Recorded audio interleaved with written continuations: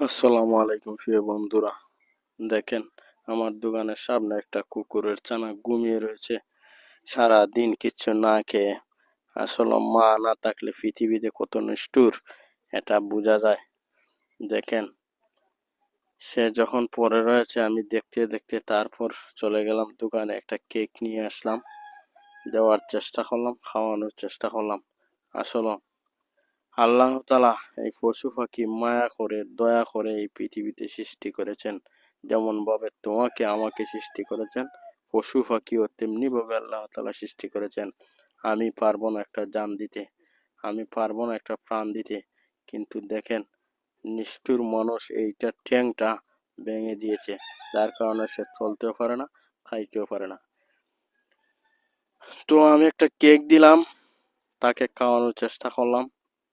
আসলে আল্লাহ তাআলার সৃষ্টি অপূর্ব সুন্দর। এই পৃথিবীটা আল্লাহ তাআলা সাজিয়েছেন খুব সুন্দর করে, পশু পাখি এবং গাছপালা লতা পাতা, আকাশ জমিন পানি দিয়ে পৃথিবী সৃষ্টি করেছেন একমাত্র মানবের কল্যাণের জন্য।